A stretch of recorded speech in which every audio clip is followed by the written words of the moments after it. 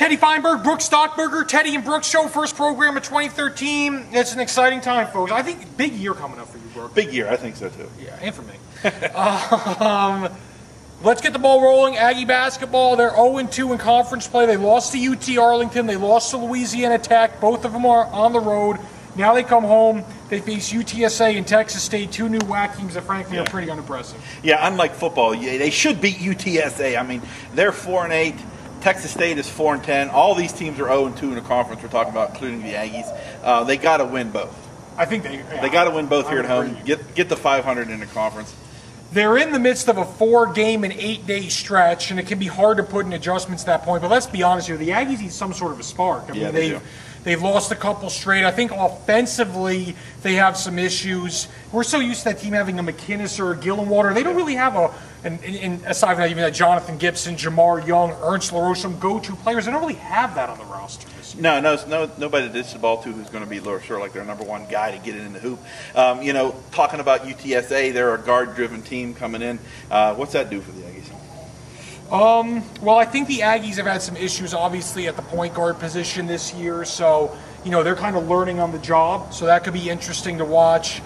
If UTSA is an undersized basketball team, Simba Ular's really come on. I think the key for the Aggies is playing their shooters more. Your Kevin Aronis, your Eric Weary, the young man from Croatia who's shown a knack to really shoot the basketball. Because what that does is it will open things up for Bular. Bular actually has really progressed well, 7'5" kid. He's got some decent moves. He's got a left hand.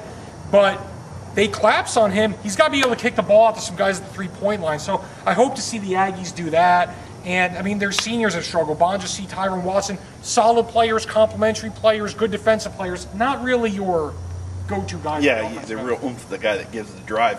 But hopefully he'll be able to clean the boards really well. And, UTSA uses their backcourt a lot, so that'll be the chance for them to maybe control the paint, set the tone a little bit. We'd be remiss if we didn't go to Aggie football. There are some speculation, rumors swirling out there. There could be some assistant coaching staff changes. Now, they lost their offensive line coach, Brad Bedell, and the speculations that their offensive coordinator and their special teams coach, Jerry McManus, Keith Murphy, respectively, they could be next to not have their contracts renewed. Bedell actually just went to Arkansas State. Second straight year, there's been some turnover on the coaching staff. Yeah, that could be kind of hard on the teams. The quarterbacks, the offense, trying to learn the system when you get a new coach every year. Yeah. But who knows? Maybe we'll get somebody back. This year is different because if they happen to look Doug Martin's way, their old coordinator, they're basically just bringing back an old guy, so not really replacing anyone. They're bringing back someone they already know. In Bedell's case, I think they can get someone of equal value.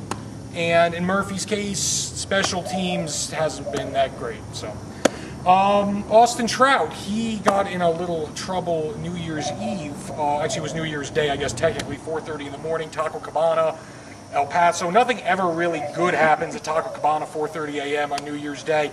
Public intoxication. There apparently was a little scuffle. We don't have all the details, but we thought we'd bring it up. Yeah, we'll talk more about it next week as the story progresses. But, yeah, I mean, if you're going to be out and about, especially if you're a high-profile kind of guy, people might be looking to get you in trouble anyway. It's just maybe it's the best idea to be home in bed right then instead of at Taco Cabana. It's kind of a shame because people are going to come to their assumptions no matter what the story is. That's just kind of the world that we live in. I'm not saying it's a good thing, but we do want to get all the details. Again, nothing ever good happens at Taco Cabana at 4:30. It never fails. Nothing ever good. Lucas, are we missing anything here? I mean, high school hoops maybe? It's early in the year. Mayfield girls look very good. Cruce's girls have surprised with a very good record. Cruce's boys have some talent this year. Mayfield's trying to find themselves, so is Oñate. Yeah. That was succinct. Very NFL playoffs, who are you guys picking? Wow.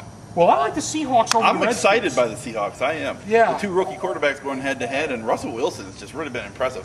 Obviously, RG3 is RG3 and is doing what he's doing, but I don't know. It's just Seattle is really hard to beat right now.